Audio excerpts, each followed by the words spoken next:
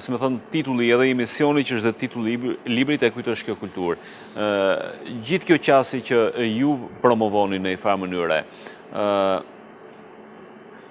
si do bëhet me tekstet shkollore? Sepse nga një anë është dëshira për ta injektuar adetari në këto tekste, që do thotë romanticizmi ose idealizmi mbi faktet e vërteta, në kurisë të fakteve. Çfarë përvojësh mund të sjellim të paktën, nëse ne themi, kemi për referencë atë që ka bëri Perëndimi, po Perëndimi mitet nuk i mbajti, i shfrytëzoi për momentin dhe pastaj i hodhi. Ne nuk po e bëjmë këtë gjë, ne po i mbajmë mitet fort dhe madje ky është debati më i madh që shkakton shumë përplasje. Çfarë duhet të bëjmë me tekstet shkollore? Ku mund të gjejmë atë të mesmen e artë midis frymës kritike të parit, por edhe një ndjenje adetare?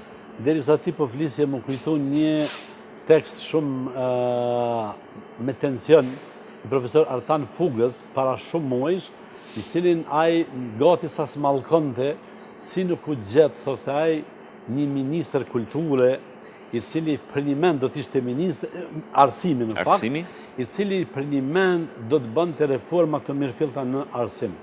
Ne kemi probleme shumë serioze me arsimin, edhe në Kosovë, edhe në Shqipëri, edhe në gjithë botën shqiptare. Ne falë Zotit, tash kena një rrjet jashtëzakonisht të madh të shkollave, të gjitha niveleve. Bota shqiptare kur nuk ka pas më shumë universitete publike dhe private, kur nuk ka pas diversitet më të madh të shkollimit. Mirë po, e vërteta është që po të shikoni arsimin publik, tekstet shkollore ende kanë mbledh dhe hartohen me mendësitë e vjetra, shumë raste thash ose me mitologji ose me stalinizëm. Dhe këto mund të shikoni edhe në letërsi, po të shikoni edhe në histori, edhe në edukatë qytetare, edhe gjithandej. Prandaj shtrohet nevoja që të hapet një debat lidhur me këto tekste, edhe lidhur me nevojën që ato të rishikohen dhe të përshtaten me nevojat e reja që kanë gjeneratat e reja. Fjala vjen ende mësojmë edukatë qytetare në shkolla.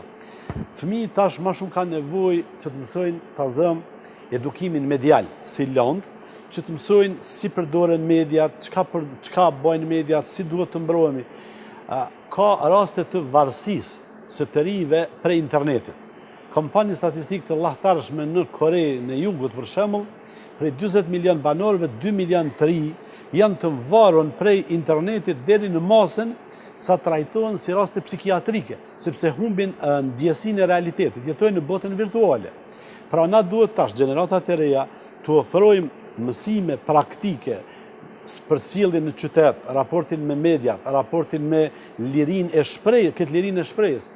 Këto tekste me një fjalë duhet të rishkruhen nga e para, duhet të shkruhen nga ekspertë që kanë formime të reja, ndjeshmëri të reja, qasje kritike, dhe jo nga ata burrat e thinjur, sepse unë nuk jam thinjur plotësisht ende, të cilët i kanë shkru librat shkollor tash 40 vjet, pothuajse janë të njëjtit autor që i shkruajnë.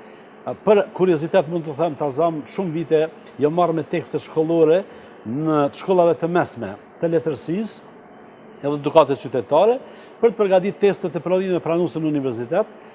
Një autor i ka shkruar të gjitha librat e letërsisë për shkollat e mesme. Kjo është domethënë mënyra më e keqe e mundshme për të ofruar vetëm një version të interpretimit dhe për të kriju pastaj mendje të mbyllta, mendje dogmatike.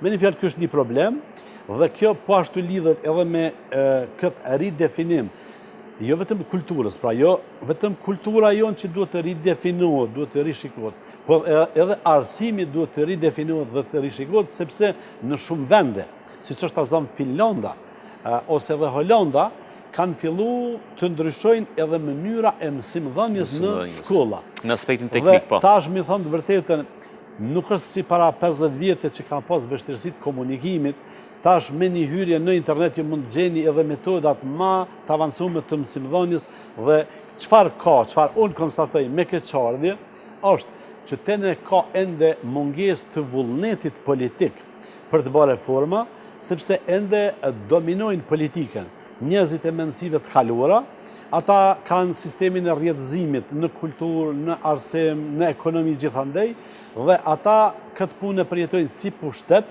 dhe nuk duan të alëshojnë këtë pushtet.